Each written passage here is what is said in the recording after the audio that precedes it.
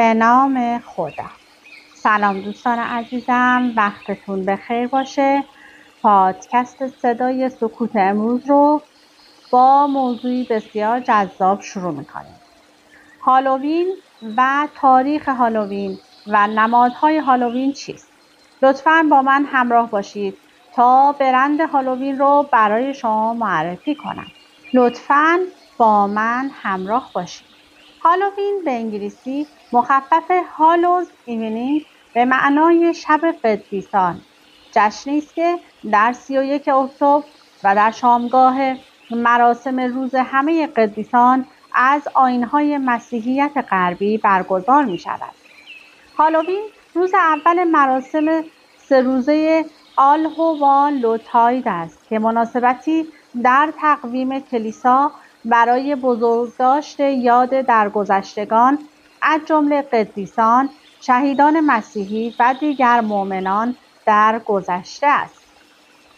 برپایی توسط مسیحیان غربی و بسیاری از افراد غیر مسیحی در سرتاسر جهان هستش.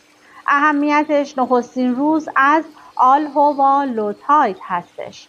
جشن‌ها چرک یا خوراکی، مهمانی‌های بالماسکه، ساخت کدوهای هالووین، انجام آتشبازی، طالع‌بینی، سیب‌بازی، بازدید از جاذبه‌های تسخیر شده.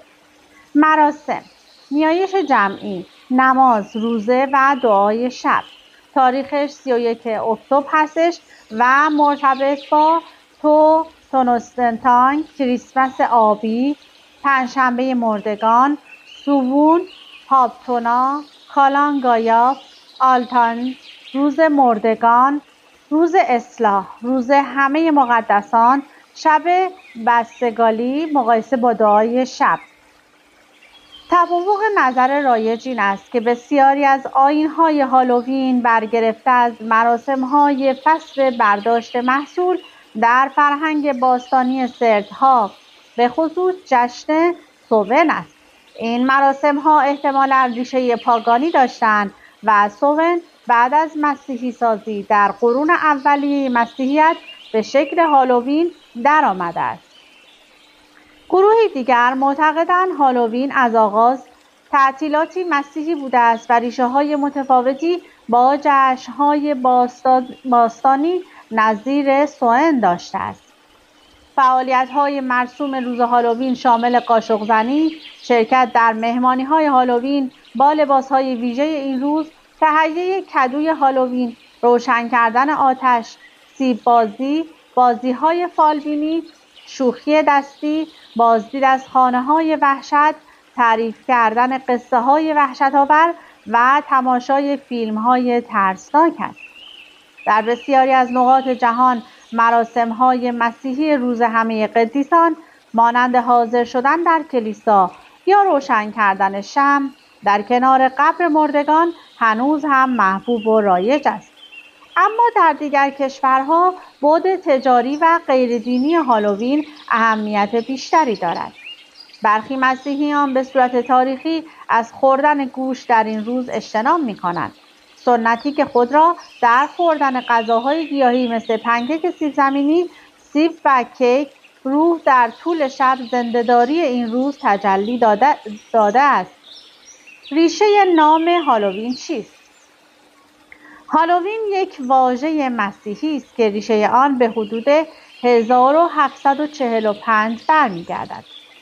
واژه هالووین به معنی شب قدیسان واژه‌ای از اصطلاح اسکاتلندی آل هالوز ایو معنای شب پیش از روز همه مقدسان می‌آید. ایو در زبان اسکات ایون است. هرچند که واژه آل هالوز در انگلیسی باستان وجود داشت، اما خود آل هالوز ایو تا 1556 دیده نشده بود. تاریخچه: تا تأثیر از فرهنگ گالیک و سایر فرهنگ‌های سلتی. تصور می‌شود که آداب و رسوم امروز هالووین تحت تأثیر آداب و رسوم و اعتقادات فولکلور ملت‌های سلتی به وجود آمده است. اعتقاد بر این است که برخی از این آیین‌ها ریشه در ادیان اولیه مردم این نواحی داشته. در سراسر ایرلند آتش‌بس ناپایداری میان آداب و رسوم و اعتقادات مرتبط با مسیحیت و آیین‌های مرتبط با ادیانی که قبل از ورود مسیحیت به ایرلند وجود داشتند برقرار بود. در حالی که برخی از فولکلوریست‌ها ریشه هالووین را در جشن رومی فومونا، الهه میوه‌ها و دانه‌ها، در یک عید مردگان به نام پارناتالیا دانستند، اما در واقع این جشن بیشتر با فستیوال سلتیکی سوئن مرتبط است که در ایرلند قدیمی برای پایان تابستان برگزار می‌شد. سوئن اولین و مهمترین روز از میان روزهای 3 ماهه در تقویم قرون وسطایی گالی‌ها بود و در 31 اکتبر و 1 نوامبر در ایرلند، اسکاتلند و جزیره من جشن گرفته می‌شد. جشنواره مشابهی در همان زمان از سال توسط اقوام سلتی بریتونی برگزار می‌شد که در ولز، در کورنوال و در برتاین نامیده می‌شد.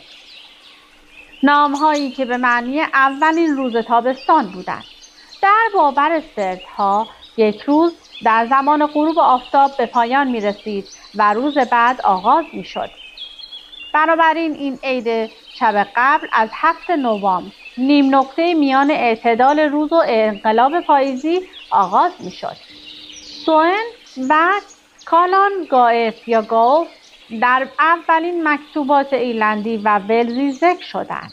این نام‌ها توسط مورخان برای اشاره به آداب و رسوم سلتیکی هالووین تا قرن 19 استفاده می‌شد و هنوز هم این واژگان در زبان‌های گالیکی و ولزی معادل هالووین هستند.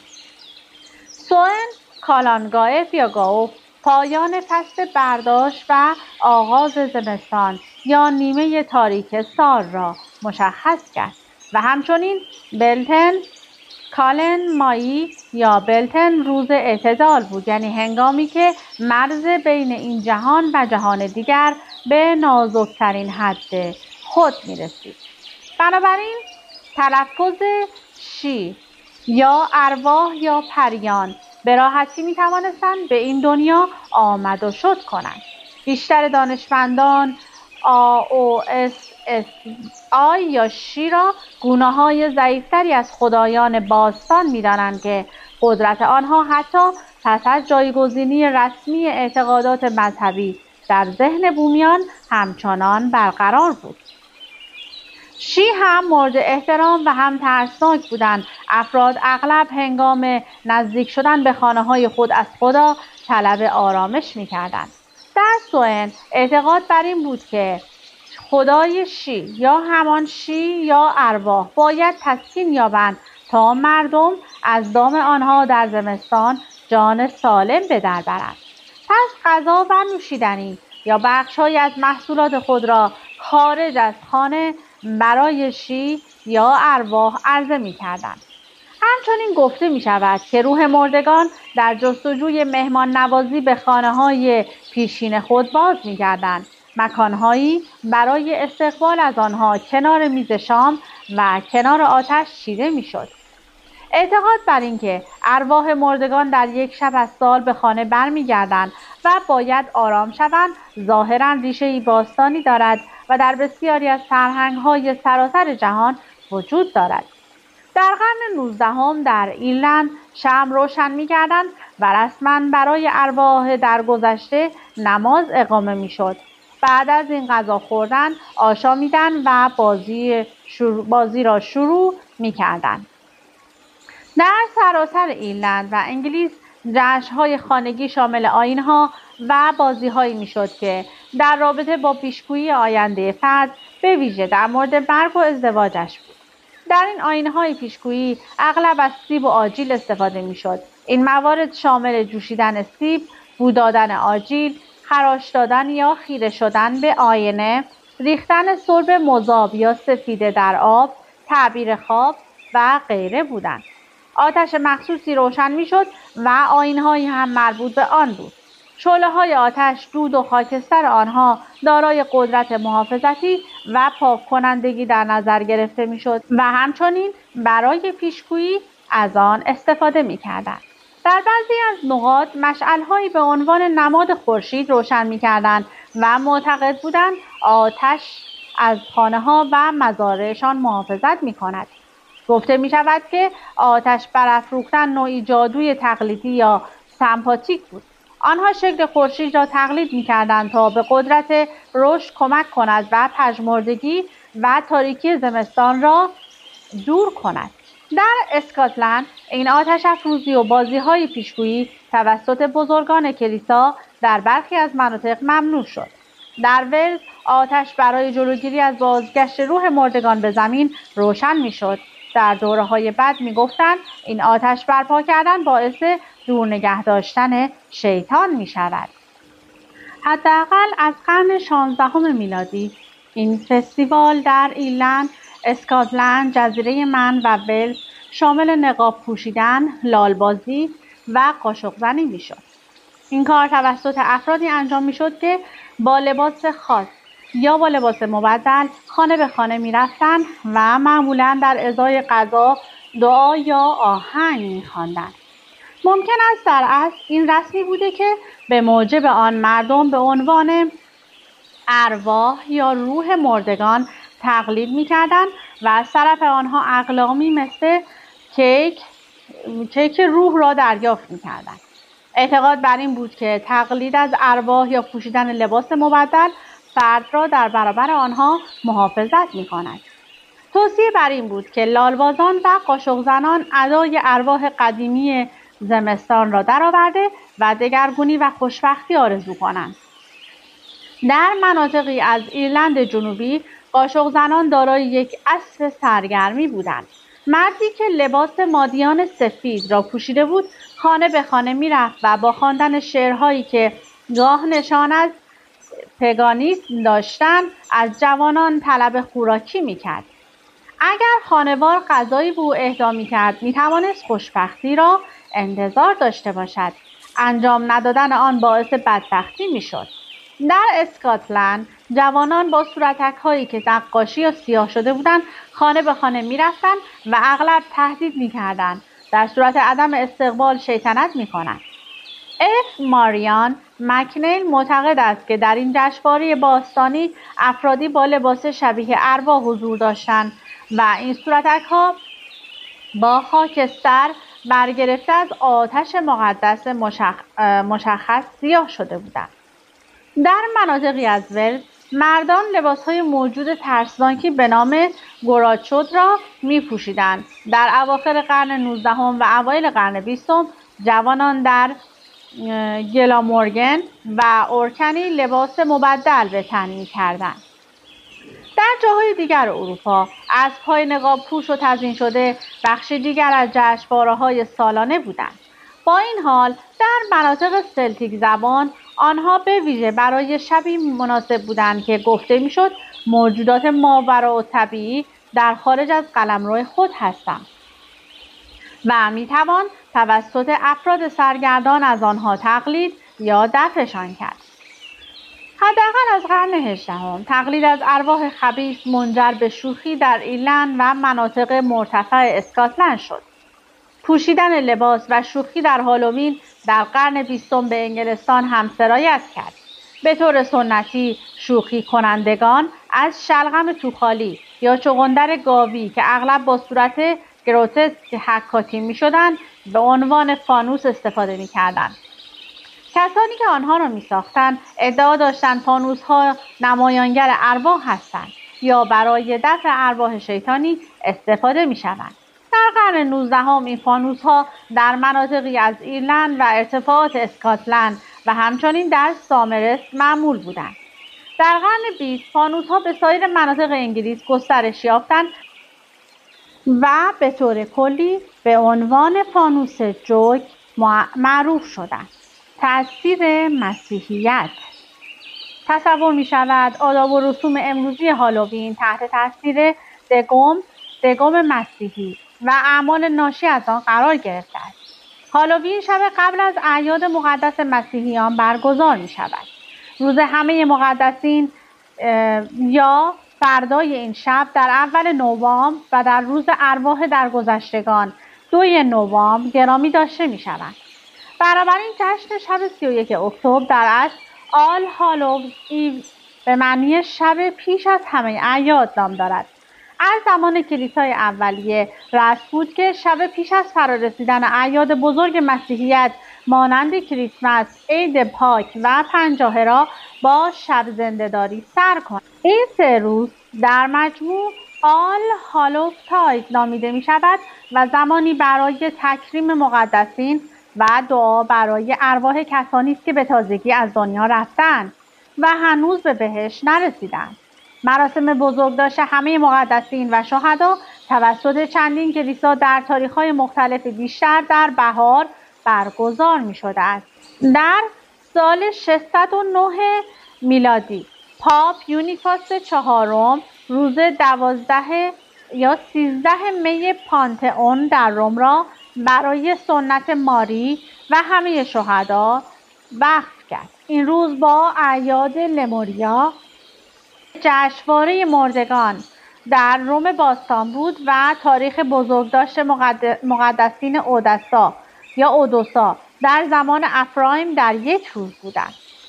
جشن آل هالووز که در کلیسای غربی در روز کنونیش برگزار می شود می تواند تاریخ برگزاری خود را از زمان خطبه پاپ گریگوری سوم گرفته باشد که در این روز در سنت پیتر برای یادگاری‌های رسولان مقدس و همه مقدسین شهدا و اعتراف کنندگان نطق کرد.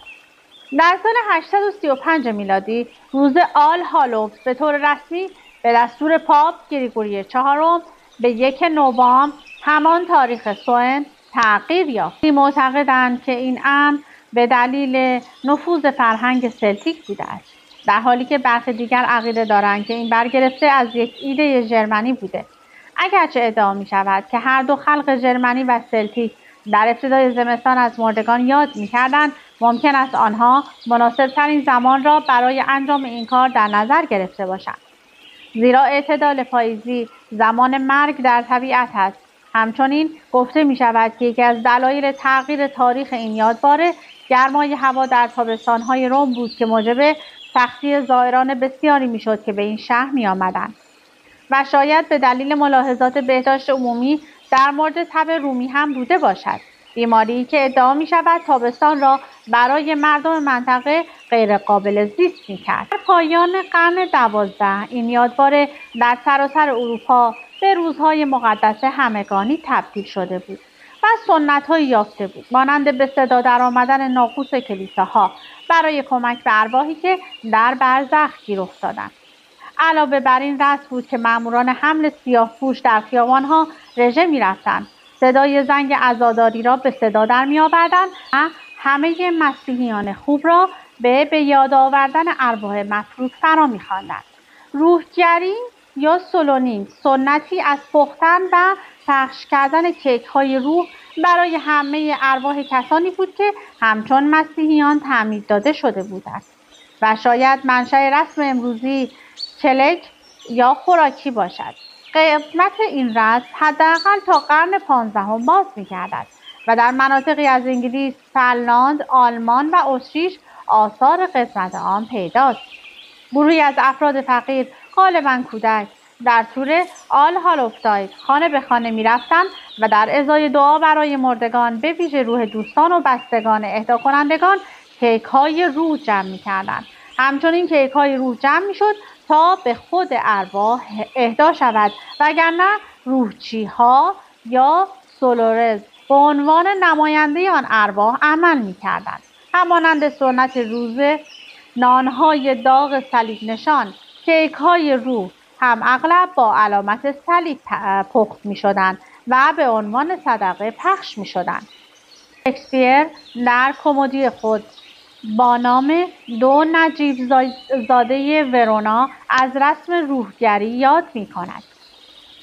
وزیر عیسوی پرنس سوری کنته در مورد سنت پوشیدن لباس مخصوص نوشته: این عقیده سنتی وجود دارد که ارواح قبل از رفتن به دنیای بعدی برای جلوگیری از شناخته شدن توسط هر فردی که ممکن است به دنبال انتقامجویی از آنان باشد ماسک میزنند یا لباسهای مبدل میپوشند تا هویت خود را پنهان کنند. ادعا می شود که در قرون وسطی کلیساهایی که برای نمایش یادگار مقدسین شهید در آلو هافساید بیش از حد فقیر بودند، به اهالی اجازه میدادند به جای آنها لباس مقدسین را بپوشند. برخی از مسیحیان امروزی نیز در هالووین این رسم را رعایت می‌کنند. لسلی باناتین معتقد است که این می‌تواند مسیحی شدن یک رسم پیشین پگانها یا مشرکان باشد. مسیحیان هنگام روحگری فانوس‌هایی از شلغم گود شده را با خود هم می‌کردند. گفته شده است که این همان جاک اول لانترن هالووین امروزی یا کدوی هالووین امروزی است که در اصل نمایانگر روح مردگان است. در هالووین اروپای قرون وسطی آتش برپا کردن هدف دوگانه‌ای داشت: چراغانی برای هدایت روح‌های سرگردان تا به خانه‌های خانواده‌هایشان برسند و همچنین منحرف کردن شیاطین از جنایت علیه خلق راستین مسیحی. خانواده‌های انگلیسی، اتریشی و ایرلندی اغلب در هر اتاق شمع می‌افروختند تا روح را برای بازدید از خانه‌های خاکی خود راهنمایی کنند. این شمع‌ها به نورهای روح معروف بودند. بسیاری از مسیحیان در سرزمین اصلی اروپا به ویژه فرانسه معتقد بودند که سالی یک بار در هالووین مردگان در صحن‌های کلیسا برای یک کارناوال مخوف و شنی زنده می‌شوند که معروف به ماکابردانس یا رقص مخوف بود که اغلب در تزیینات کلیسا به تصویر کشیده شده است. کریستوفر آلمن و روزامون مک‌کیتریک در کتاب The New Cambridge Medieval History می‌نویسد: مسیحیان با دیدن کودکی عیسی که روی زانوی مادرش بازی می‌کرد تحت تاثیر قرار گرفتند. قلب آنها توسط با کرده سوگوار لمس شد و قدیسین حامی آنها را از حضورشان اطمینان بخشیدند. اما در تمام مدت ماکابردانس از آنها می‌خواست که پایان همه چیزهای زمینی را فراموش نکنند. این ماکابردانس در اشاره به مجالس مجلل روستایی و مراسم ماسک در محافل درباری بود که در آن افراد با لباسهای مختلفی از طبقات مختلف جامعه حضور داشتند و شاید منشأ مهمانی‌های لباس هالووین امروزی باشد که وضع شده است. در بخش‌هایی از بریتانیا این آداب و رسوم در زمان حمله اصلاح‌خواهان مایه سرزنشی بر پروتستان‌ها شد و برزخ به عنوان یک دکترین پاپی ناسازگار با باور آنان از قضا و قدر معرفی شد.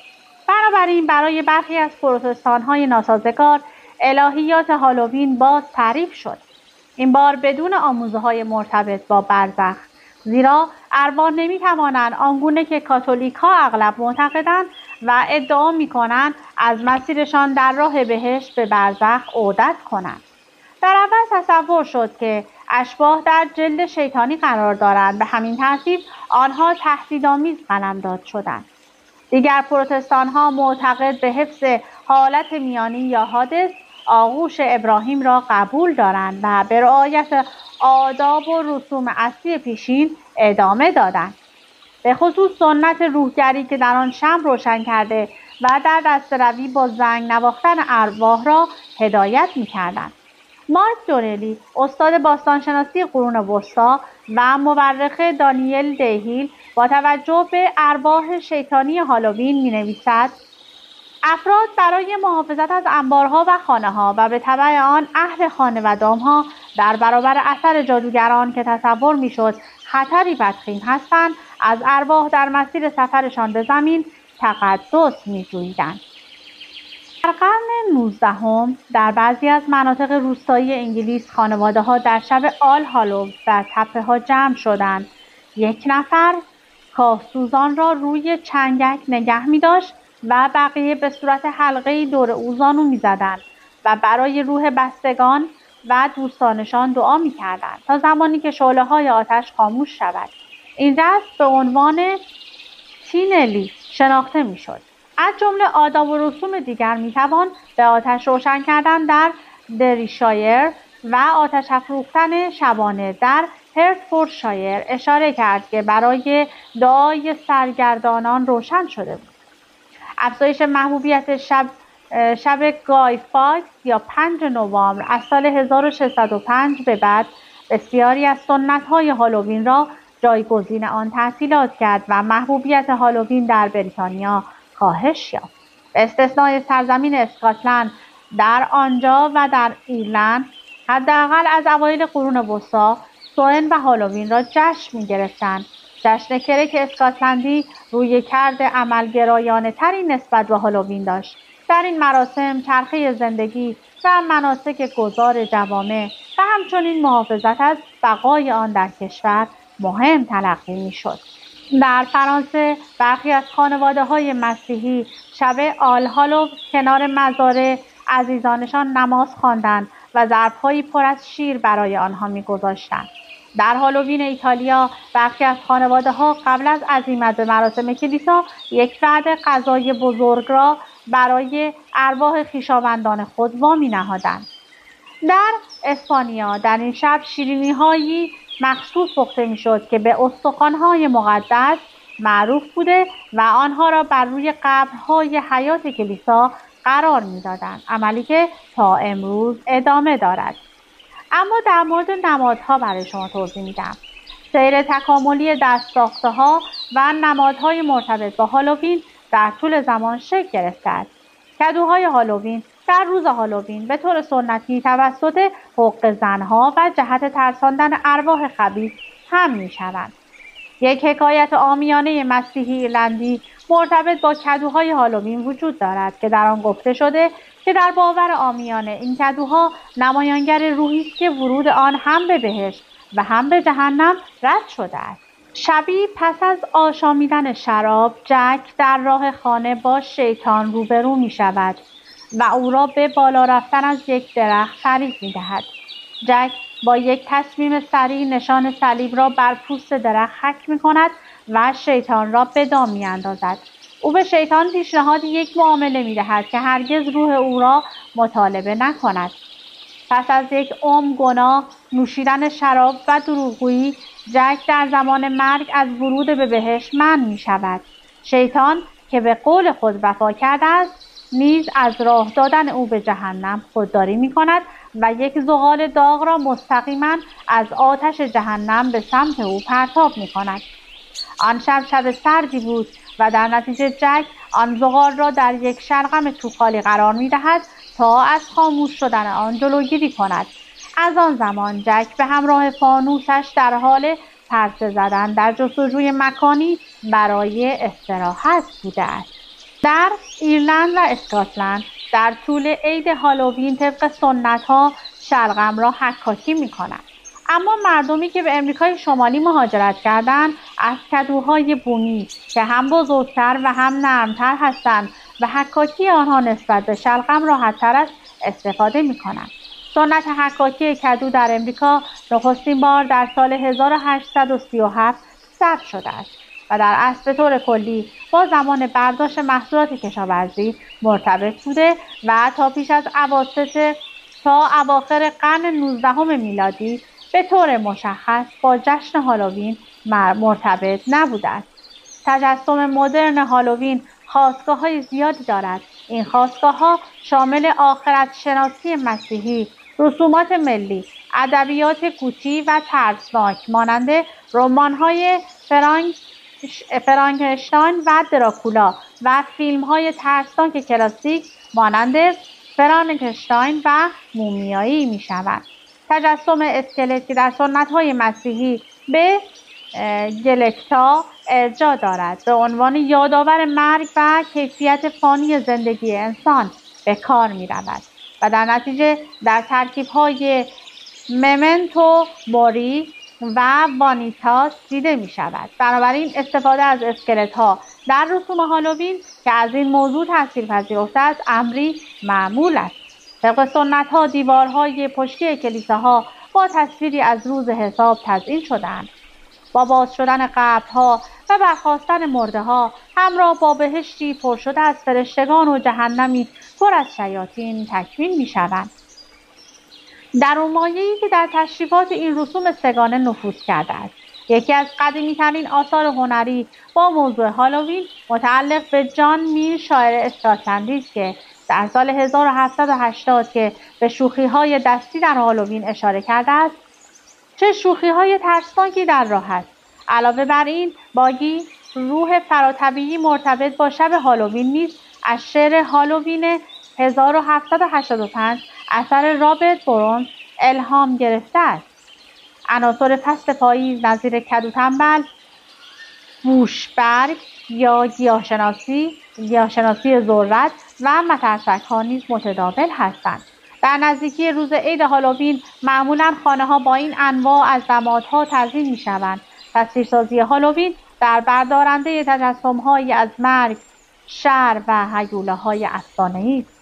رنگ‌های سیاه، نارنجی و در بعضی موارد بنفش رنگ‌های سنتی جشن هالووین هستند. مکان‌های تسخیر شده از جمله جاذبه‌های تفریحی محسوب می‌شوند که با هدف القای حس ترس و هیجان مراجعان طراحی شده‌اند. بیشتر این جاذبه‌ها در زمره سرگرمی‌های فصلی هالووین است که می‌تواند شامل خانه وحشت، گروه سواری در مرغزارها یا باغ هزار تو، مزارع ذرت باشد. هرچند سطح اغواگری مؤلفه‌ها با رشد روزافزون صنعت رشد چشمگیری داشته است. نخستین مکان مستند و هدفمند با مقوله تصویر شدگی خانه شبح اوورتون و اسپونر بود که در سال 1915 میلادی در لیپوک انگلستان افتتاح شد. در حقیقت چنین جاذبه‌ای بیشتر شبیه خانه‌های سرگرم کننده فستیوال‌ها بود که با افزودن ویژگی‌هایی همچون تم‌های بخار بر جذابیت آنها افزوده می‌گردید. خانه تسخیر شده موصوف کماکان وجود دارد و امروزه بخشی از مجموعه هالی کامپ استیم محسوب می‌شود.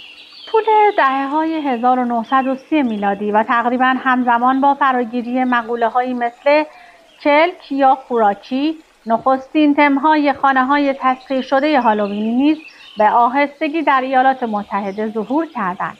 پدیده نوظهور خانه‌های تسخیر شده در اواخر دهه 50 میلادی به عنوان یکی از جذابیت‌های اصلی مراسم با مرکزیت کالیفرنیا نمود بیشتری یافتند. در همان زمان و تحت حمایت مرکز بهداشت و سلامت کودکان جونیور، خانه تسخیر شده سن ماتئو در 1957 افتتاح شد. در طول سالهای 1962 تا 63 سراسر کشور شاهد ظهور چنین تم‌هایی بود و به دنبال آن در سال 1964 نیز موزه‌خانه تسخیر شده کودکان ایندیانا پولیس افتتاح شد. خانه تسخیر شده به عنوان یک شمایل فرهنگ امریکایی با افتتاح عمارت تسخیر شده در 12 اوت 1969 واقع در بخش پادشاهی جادویی دیزنیلند ارتباط دارد. نوتس بری فارم نیز که یک پارک موضوعی مرتبط با مقوله جذابیت‌های شبانه هالووین بود، به همراه نوتس اسکری فارم در سال 1973 افتتاح و پذیرایی بازدید کنندگان گردیدند. مسیحیان انجیلی نیز در سال 1972 با افتتاح یکی از نخستین جهنمخانه‌ها میزبان چنین جاذبه‌هایی گشتند. اولین خانه تسخیر شده هالووینی که توسط یک سازمان غیرانتفاعی اداره می‌گردید در سال 1970 و توسط جی تحت عنوان سیکامور دیر پارک در کلیفتون اوهایو ساخته شد که توسط یک ایستگاه رادیویی با مرکزیت پخش از سینسیناتی اوهایو حمایت مالی می‌گردید که آخرین اجرای آن نیز مربوط به سال 1982 بود. در روز هالووین بسیاری از فرقه‌های مسیحیت غربی به پرهیز از خوردن گوشت و طبخ غذاهای گیاهی مرتبط با این روز تشویق شدند. به این دلیل که در نیمکره شمالی جشن هالووین همزمان با برداشت سالیانه سیب است. آبنبات سیب، کارامل سیب و تافی سیب از خوراکی‌های معمول هالووین است که با چرخاندن سیب‌های کامل در یک شربت قند چسبناک ساخته می‌شود و گاهی آنها را در آجیل می‌غلطانیم. زمانی آب نبات سیب معمولاً به بچه‌هایی که در هالووین قاشق زنی می‌کردند داده می‌شد. اما شایعات گسترده‌ای مبنی بر اینکه برخی از افراد در ایالات متحده وسایل خطرناکی مثل سنجاق و تیغ‌هایی نیز در آن جاسازی می‌کنند باعث شد که احتیاط بیشتری صورت بگیرد و روند اهدای آب نبات سیب به کودکان قاشق زن در هالووین کمرنگ شد. اگرچه شواهدی از چنین حوادثی وجود دارد، اما نسبت به میزان گزارش چنین موارد واقعی شامل اقدامات مخرب بسیار نادر است و هرگز منجر به آسیب جدی نشده است. با این وجود بسیاری از والدین به دلیل رسانه‌های جمعی گمان می‌کردند که این اقدامات شنی و خطرناک امری شایع است. در اوج این هیجانات و تنش‌ها برخی از بیمارستان‌ها پیشنهاد رایگان حمل دستگاه‌های ایکس‌ری مخصوص کودکان هالووین را به منظور شناسایی شواهد خرابکاری دادند. تقریباً در تمام معدود موارد شناخته شده مسمومیت با آبنبات والدینی وجود داشتند که آبنبات بچه‌های خود را مسموم کرده بودند. یکی از سنت‌های نوینی که در ایرلند وجود دارد پخت یا امروزه خرید یک کیک کشمشی است که در آن جایزه‌هایی از قبیل یک حلقه ساده، یک سکه و سایر موارد جذاب قبل از پخت قرار داده شده است. این جوایز برای فرد خوششانسی که آن را پیدا کند در نظر گرفته شده است. همچنین گفته شده است کسی که حلقه را بگیرد در سال پیش رو عشق واقعی خود را پیدا خواهد کرد. این موضوع مشابه سنت کیک پادشاه در جشن خاشویان است. در هالووین خوراکی‌های مختلفی از جمله انواع آبنبات کیک و شیرینی مثل آبنبات سیب، کارامل سیب، کیک کشمشی، کیک کدو تنبل، ذرت شیرین خورده می‌شود. اما دیگه مطالب زیاد دیگه مونده از جمله جشن‌هایی که مشابه و نگرشی که شبیه جشن هالووین هستش به نام عید مردگان و یهودیت و اسلام و هندویسم که در مورد اینها اومدن نظر دادن و پاگانیسم مدرن که فرصت اجازه نمیده به من که برای شما بخونم. امیدوارم اگر از این نوع مطالب خوشتون میاد به دوستانتون هم معرفی کنید و خودتون هم تا انتهای این مطلب گوش بدین و لذت ببرید. از اینکه با من همراه بودید سپاسگزارم. تا وایس بعدی خدا نگهدارتون.